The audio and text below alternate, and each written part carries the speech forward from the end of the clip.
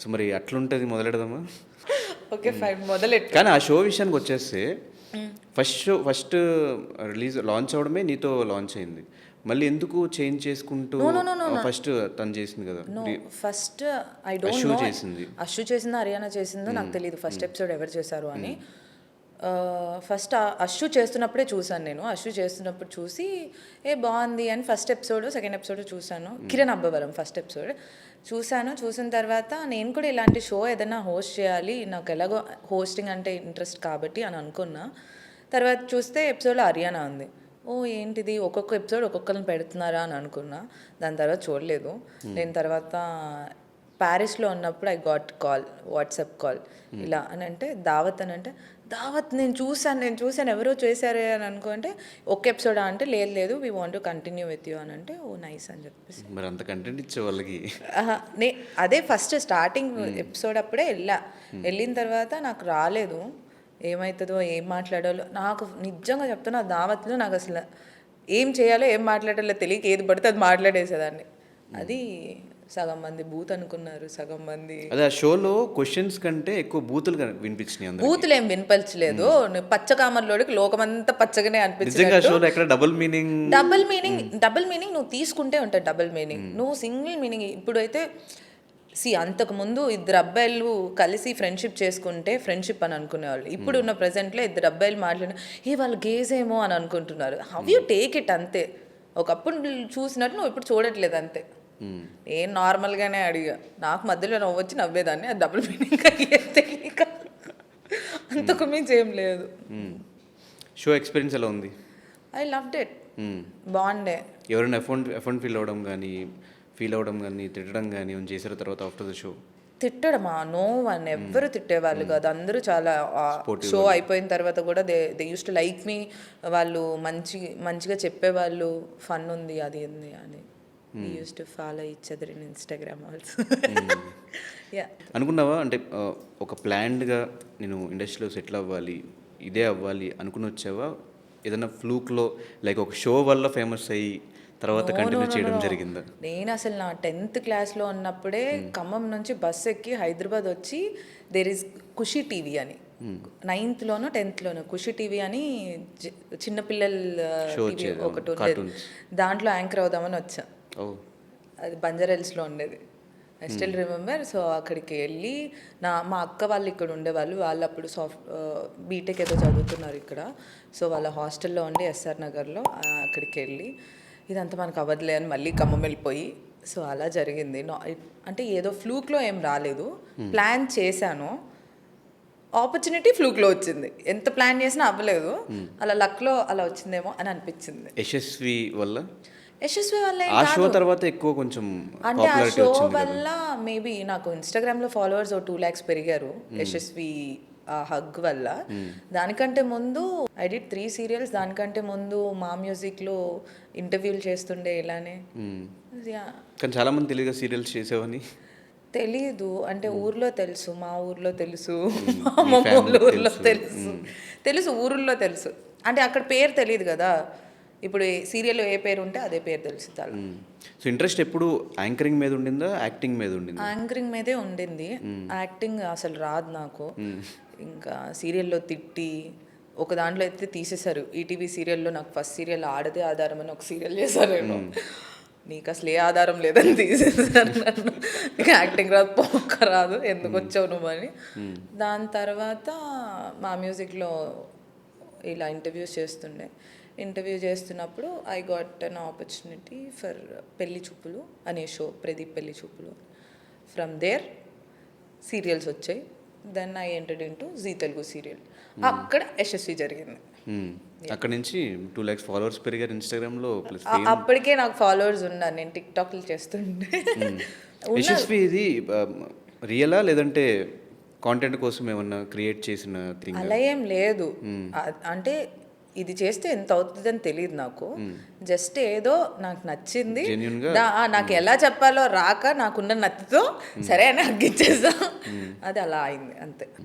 So ఆ మధ్యలో ఒక పక్కన ఈ జీ తెలుగు ఈ షోస్లో కనిపిస్తూ సీరియల్స్ చేసుకుంటూ జబర్దస్త్కి ఎంటర్ అయ్యావు హైపరాది టీంలో. ఆ టైంలో కూడా చాలా మంచి ఫేమ్ వచ్చింది. హా, హా, హా. లైక్ ఒక ఆర్టిస్ట్ మీద అన్ని పంచెస్ తీసుకోవడం అనేది చాలా రేర్గా జరుగుతూ ఉంటుంది. ఫస్టే నీకు చెప్పారా, ఇన్ఫార్మ్ చేశారా, లైక్ అన్ని ఆ కైండ్ ఆఫ్ పంచెస్ అయ్యో వేస్తాము ధనుష్, నా అబ్బాయిలాగా బ్రెయినే అట్లా? ఆఫ్లో ఉంటుంది ధనుష్. ఆడెన్ని తిట్టుకుంటా నాకు ఏం ఉండదు ధనుష్. సి ఫర్ మీ, నువ్వు నా మీద జోకే, నాకే నవ్వు వస్తుంది ఫస్ట్. నువ్వు పక్కన వాళ్ళ మీద నాకే నీకే నవ్వు నవ్వు వస్తుంది. వస్తుంది. సి వాళ్ళు ఎవరో నన్ను నా మీద పంచలేసి నేను బ్యాడ్ ఫీల్ అయ్యేది నాకు అవన్నీ ఉండవు. నా మీద జోకేసి నాకే ఫస్ట్ నవ్వు వస్తుంది కాబట్టి నో. ఎంత ఇచ్చేవాడు హైపరాది ఎపిసోడ్కి? అది తగినంత ప్రేమ ఇచ్చేవాడు. లాల్. ఎంత ఇచ్చేవాడో గుర్తులేదు నాకు, లాంగ్ బ్యాక్ ఆల్రెడీ. ఎంత ఇచ్చాడు గుర్తులేకపోవడం. ఈ రెమ్యునరేషన్స్ గుర్తుంటాయి కదా, ఎందుకు జబర్దస్త్ కింద వచ్చినాయి. నాకు నిజంగా గుర్తుండవు. ఇప్పుడు ఆహా వెబ్ సిరీస్ మళ్ళీ స్టార్ట్ చేస్తున్నారు. లాస్ట్ టైం పేమెంట్ ఎంత అని అంటే గుర్తులేదు, మీరు చూసి చెప్పరా అని అన్న. అండ్ పేమెంట్స్ ఏదో క్లియర్ అవ్వలేదు అని అంటే ఏమంతుంది అంటే నాకు నిజంగా గుర్తులేదు, ఒకసారి ప్లీజ్ అడిగి మేము పంపించండి అని. నాకు గుర్తుండవు. నేను గాన్ కేస్. పేమెంట్లు గుర్తు. ఫస్ట్ రెమ్యునరేషన్ ఎంత నీకు? ఫస్ట్ గుర్తుంది 4,500. దేనికి? దానికంటే ముందు దానికంటే ముందు 3,000. యా, అప్పట్లోనే 3,000. 3,000 దట్టు ఒక 100 మందిలో 50 మందిలో ఉంటా. ఏం చేసావు చెప్పను నేను. చెప్పు, ఏం చేసావు? తేజస్ని మడివాడ ఉంది కదా, ఆమె ఏదో సినిమా చేస్తుంది అప్పుడు.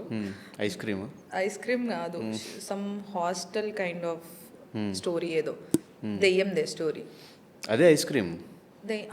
ఐస్ క్రీమ్ కాదు, ఒక ఇంట్లో ఉంటారు. 3 హెబ్బా కూడా ఉంటుంది అనుకుంటా దాంట్లో, ఐ డోంట్ నో, సరిగ్గా గుర్తుండదు అది. దాంట్లో హాస్టల్లో ఒక అమ్మాయిని, అంతే. అక్క భలే స్టార్ట్ చేసావు అయితే కెరియర్. సో ఎన్ని ఇయర్స్ అయింది? నేను ఎప్పుడైనా తేజస్వితో ఫ్రెండ్షిప్ అయితే ఆమెకు చెప్పాలనుకుంటున్నా, హే తేజస్వి హాయ్, నేను అప్పట్లో నిన్ను ఇలా చూసేదాన్ని, because I don't know anything.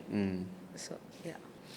Last ఒక 3 సీజన్స్ నుంచి రితు చౌదరి ఈ season Bigg Boss contestant, Ritu Chaudhary ఈ సీజన్ బిగ్ బాస్ కంటెస్టెంట్, అసలు వస్తున్నాయా కాల్స్? నాకు భయం వేస్తుంది నిజంగా. నేను ఒకళ్ళు బిగ్ బాస్లో ఏం గుర్తుండదు, వాళ్ళకి ఏం గుర్తుండదు, నేను చెప్పేది గుర్తుండదు. సో అంటే లాస్ట్ 2 సీజన్స్. యా. ఎందుకు పోవట్లేదు మరి?